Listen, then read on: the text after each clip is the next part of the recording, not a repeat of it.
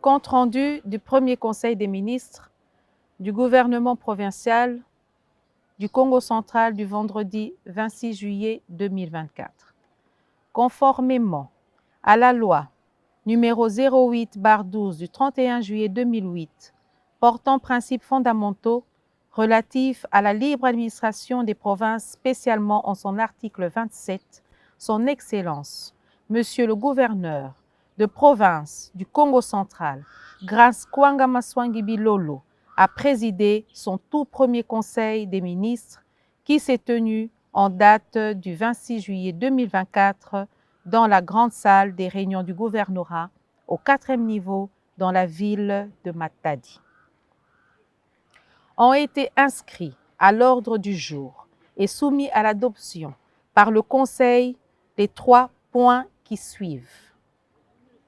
Premier point, la communication de son Excellence, Monsieur le gouverneur de province, Grace Kwanga Maswangi Bilolo. Deuxième point, l'examen et l'adoption de 3 projets d'arrêtés provinciaux, à savoir l'arrêté provincial portant organisation et fonctionnement du gouvernement provincial du Congo central, l'arrêté provincial fixant les attributions des ministres provinciaux du Congo central et l'arrêté provincial portant organisation et fonctionnement des cabinets ministériels du Congo central. Troisième point, divers. De la communication de son Excellence, Monsieur le gouverneur de province. L'adresse du chef de l'exécutif provincial a tourné principalement autour de l'investiture du gouvernement provincial, de l'entrée en fonction de l'équipe gouvernementale et de la matérialisation du programme quinquennal de relance du développement durable du Congo central en sigle PQRDD-KC 2024-2028.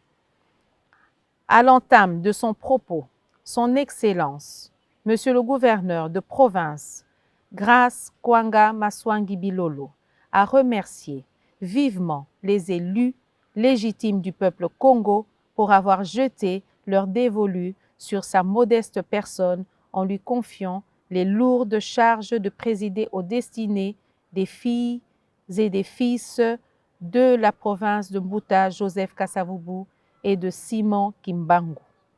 Il a également remercié tous les membres de son gouvernement. À ces mots de gratitude, le patron de l'exécutif provincial a associé tous les ministres provinciaux en les invitant à prendre la mesure de la hauteur de la confiance que la population du Congo central, au travers ses députés provinciaux, vient de placer en eux dans la gestion de la chose publique provinciale. Son Excellence, Grace Kwanga Maswangi Bilolo, a rappelé à tous les membres de la 2e institution politique de la province dans l'implémentation du programme quinquennal de relance du développement durable du Congo central en sigle PQRDD-KC 2024-2028.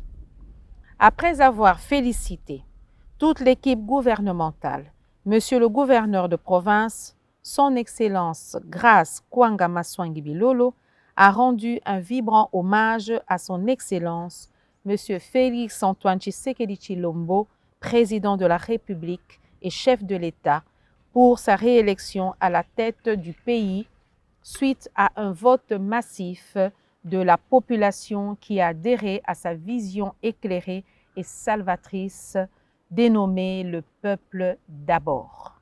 Son Excellence, Monsieur le gouverneur de province, s'est dit conscient de son engagement envers la population du Congo central, dont les attentes sont inscrites dans la réalisation effective de son programme d'action qui s'inspire d'abord de 6 axes prioritaires contenus dans le plan quinquennal du chef de l'État, ensuite du programme du développement local de 145 territoires PDL 145T en sigle et enfin du plan de développement provincial PDP 2023-2027 en sigle. Avant d'attirer leur attention sur les lourdes charges de l'État qui sont désormais les leurs devant les multiples défis à relever dans la province chère à Simon Kimbangu et à Joseph Kasavubu, le numéro 1 de l'exécutif provincial a exhorté les membres du gouvernement provincial à s'approprier la vision du chef de l'État, son Excellence Félix-Antoine Tshisekedi Tshilombo. Sur ce, son Excellence Grace Kwanga Maswangi Bilolo a martelé sur l'objectif primordial du gouvernement provincial qui n'est autre que la croissance économique et la réduction des inégalités sociales qui constituent les principales préoccupations auxquelles il faut répondre avec promptitude.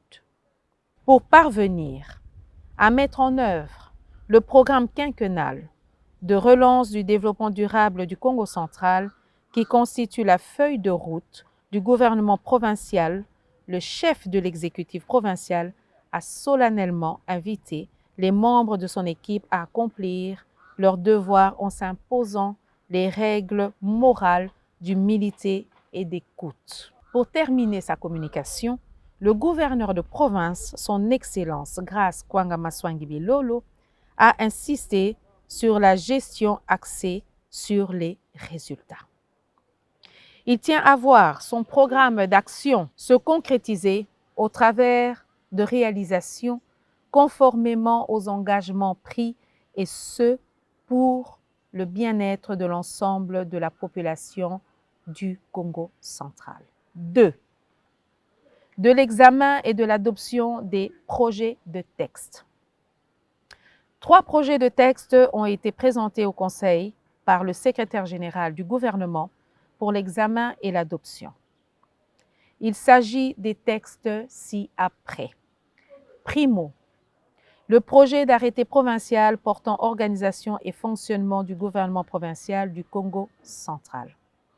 Segundo, le projet d'arrêté provincial fixant les attributions des ministres provinciaux du Congo central. Tertio, le projet d'arrêté portant organisation et fonctionnement des cabinets ministériels du Congo central. Après débats et délibérations, les 3 projets d'arrêté ont été adoptés à l'unanimité, moyennant quelques amendements de forme. Divers.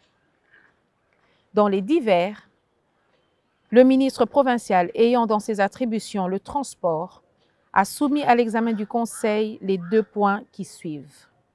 Primo, la situation qui prévaut à l'organisation pour l'équipement Banana Kinshasa, OEBK en sigle, qui est un service relevant du ministère des Transports.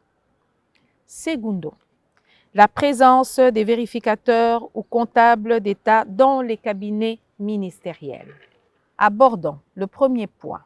Le ministre a exposé brièvement le problème relatif à la vente des terres à certaines sociétés kenyanes. C'est une situation qui crée à l'heure actuelle une grogne dans le chef des ayants droit coutumiers. Le Conseil a décidé de la mise sur pied d'une commission ad hoc composée de ministres provinciaux qui ont dans leurs attributions l'intérieur, les transports et les affaires foncières. À la dite commission sont associés quelques membres du cabinet du gouverneur de province afin de faire le point de la situation. Quant au second point lié à la présence des vérificateurs dans les cabinets ministériels, le ministre provincial de justice a déploré ce cas et le Conseil des ministres doit diligenter une enquête quant à ce.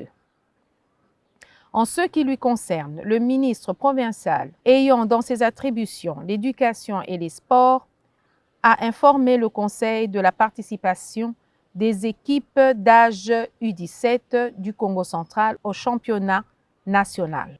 Le départ des joueurs pour Kinshasa est prévu pour le 30 juillet 2024. À cet effet, le Conseil a instruit le ministre provincial concerné d'examiner le dossier avec diligence. S'agissant du rappel de la paie régulière, de la prime de gratuité de l'enseignement primaire, le Conseil a instruit le même ministre provincial à suivre le dossier et à entrer en contact avec les différents syndicats des enseignants afin d'apporter des solutions idoines.